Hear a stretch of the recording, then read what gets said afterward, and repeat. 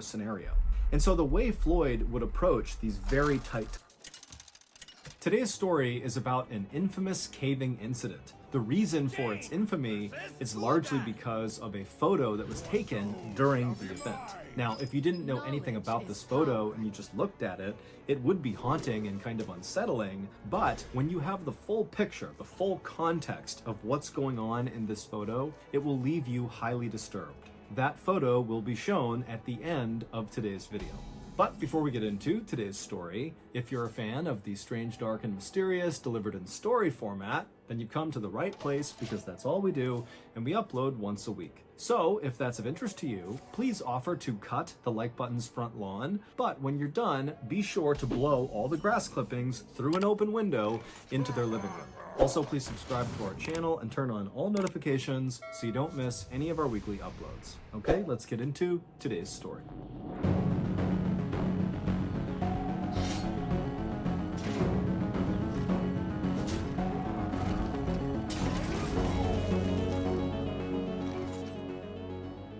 On January 30th, 1925, a 37-year-old man named Floyd Collins walked through this huge forest in central Kentucky inside of a national park.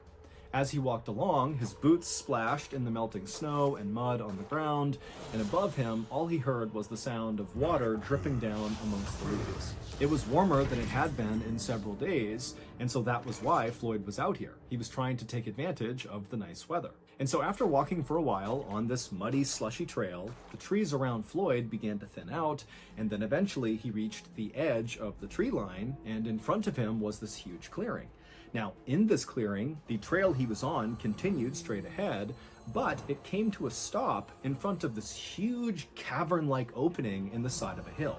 And so without hesitation, Floyd stepped out of the trees into the sunlight, and he walked the rest of the trail right up to the opening of this cavern, and he stopped and just stared and smiled. This cavern-like space on the side of this hill was the entrance to a cave known as Sand Cave. And Floyd had spent the last week coming out to Sand Cave and exploring the different tunnels, but today his plan was to go as deep and as far inside of this cave as he possibly could. Caves were a huge tourist attraction in this region, and Floyd was a very experienced caver who had been caving since he was 6 years old, and he knew that most of Sand Cave had not been explored.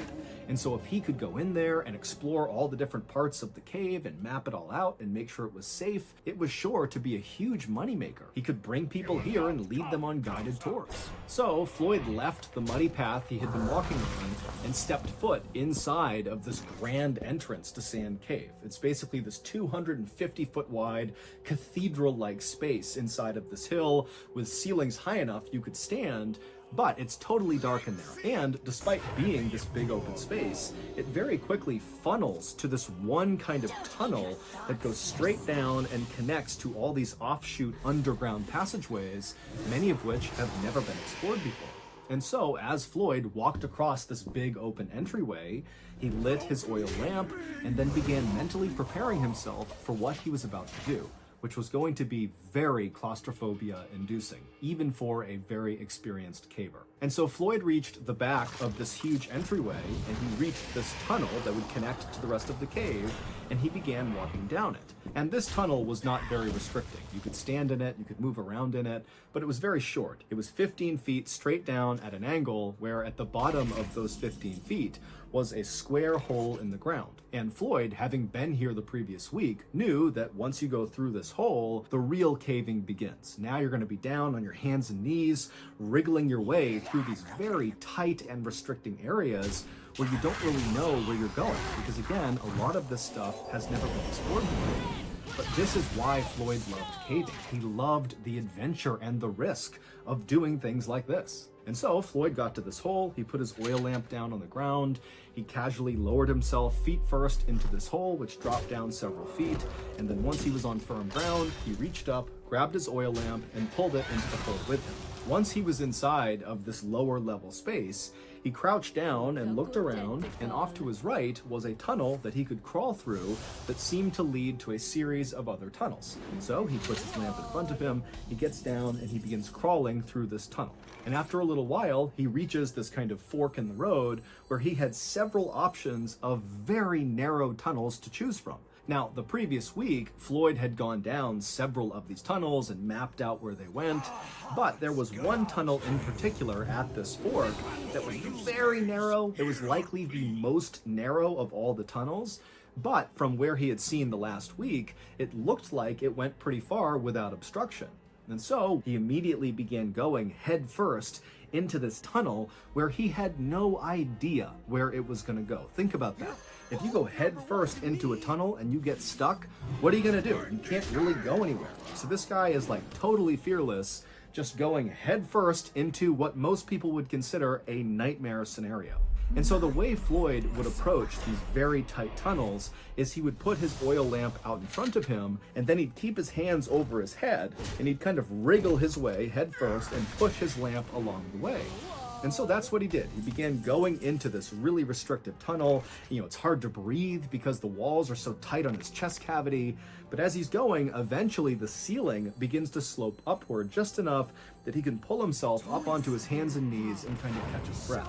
By this point, Floyd was approximately 55 feet underground. That's where this little pocket was, where he could get up on his hands and knees and breathe.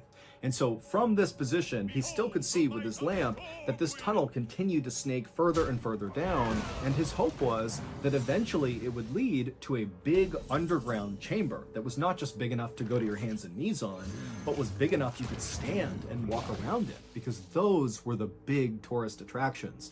Not only because it seems like another world underground that you can fully explore and walk around in, but also, as Floyd knew from his past experience of going into other caves, a lot of times those big underground chambers are full of Native American artifacts. And again, that was a huge potential moneymaker for people like Floyd because it allowed him to advertise that this cave where tourists could go explore was full of all this rich history. And so Floyd eventually, after catching his breath in this little spot, got back down onto his stomach with his hands out in front of him, with the lamp out ahead of his fingers, and he began going deeper and deeper into this unexplored section of Sand Cave. And as he inched along, even though the ceiling remained very tight on top of him, he's totally compressed to the ground, the walls on either side of him began to expand, which meant Floyd, if he wanted to, could actually turn himself around, although he couldn't stand up. And so Floyd is making his way down this very low ceiling area when he notices his oil lamp is beginning to flicker, which means it's going to go out soon.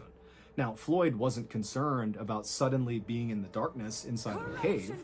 Now, to most people, that would be terrifying, but Floyd, again, was so experienced, he was very confident that he could easily make his way out again just by touch. He didn't need the light. But he did know that trying to move around inside of a cave in the darkness was dangerous, and so he should not do that if he could avoid it. And so as much as Floyd wanted to continue and hopefully find something incredible inside of this cave, he decided he really needed to just turn around and go back to the surface and come back the next day to continue exploring.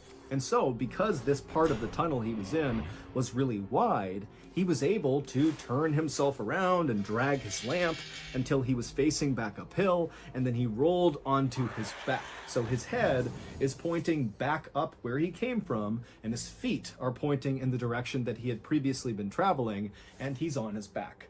And so his oil lamp is above his head. He can move his arms side to side because, again, it's pretty wide in the area he's in.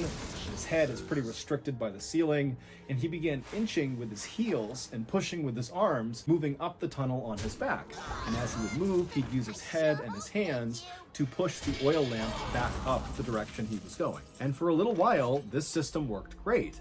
But at some point, right as he was getting close to that area where he was able to previously get on his hands and knees and catch his breath, Floyd accidentally kind of rushed and pushed his lamp too hard and knocked it over, which extinguished the light. And so suddenly, Floyd was cast into total darkness.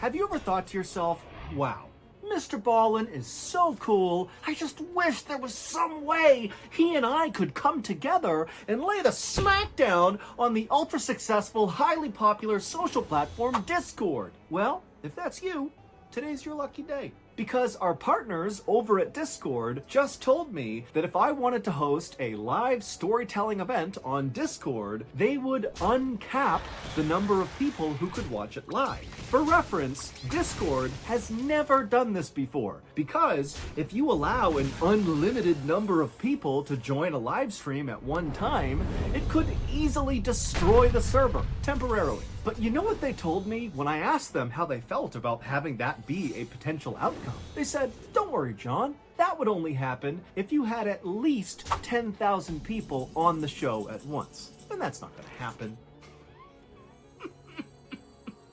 Don't keep your thoughts to yourself. In 2 weeks, on May 19th at 7 p.m. Central, I'm going to host that live storytelling event on Discord. It's totally free, and I need all of you fans of the strange, dark, and mysterious to do me a favor and log in right at the start, just so we can surpass the 10,000 viewer mark and destroy Discord's server temporarily. And then after they fix it, which will be quick, I will spend the rest of the live stream telling you stories. Joining our official Mr. Ballin Discord server, where I'll do this live stream, is quick and easy. All you gotta do is click the link in the description, choose your adventure, agree to follow our community rules, and then on May 19th at 7 p.m. Central, click on the live storytelling event. Me and old Sing-Along will see you there.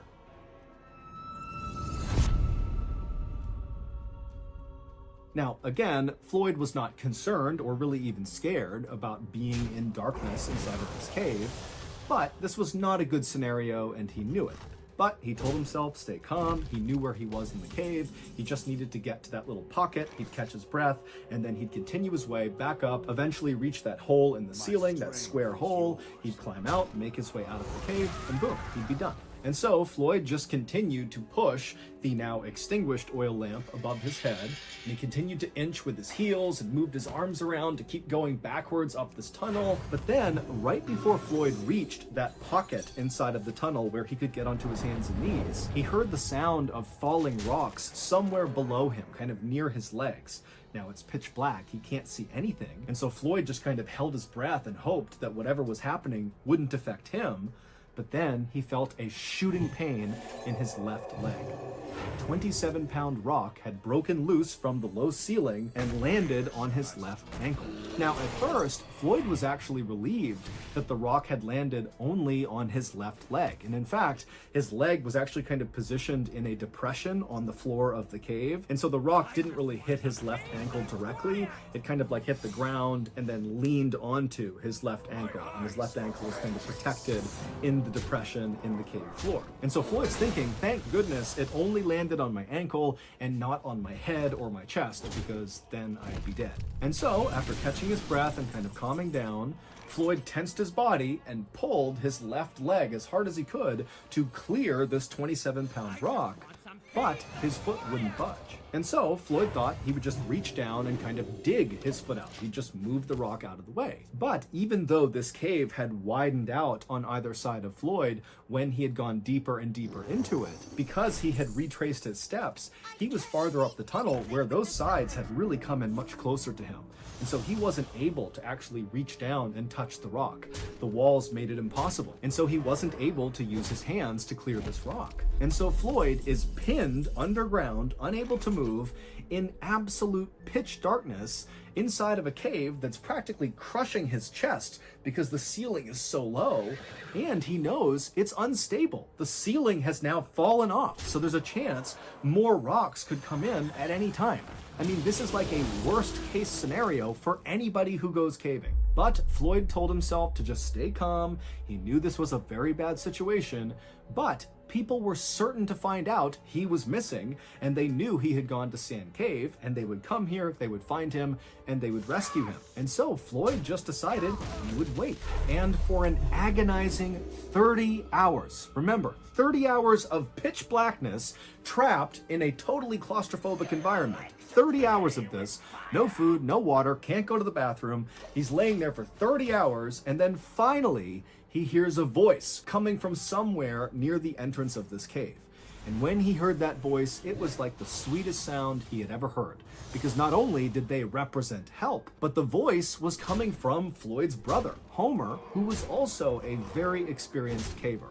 And so Floyd's thinking, thank goodness, I'm saved. And so Homer was able to navigate from the entrance down all the way to the tunnel that Floyd was in. And Homer got to that spot in the tunnel where Floyd had gone to his hands and knees, that pocket there.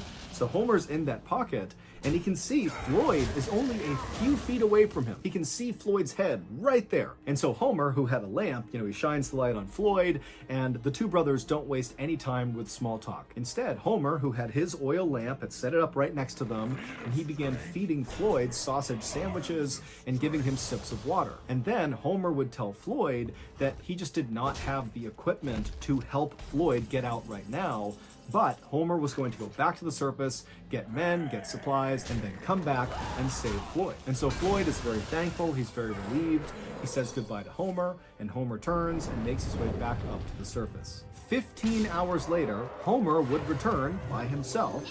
And so at this point, Floyd has been trapped for 45 hours. And so Floyd, he's laying there kind of in and out of consciousness, and he hears the sound of Homer calling out to him, and then he hears the sound of Homer chiseling away at some rocks. It would turn out Homer's plan to save Floyd was basically to chisel away the side of this section of tunnel that Floyd was stuck in order to be able to reach down and somehow, some way, clear the rock off of Floyd's leg.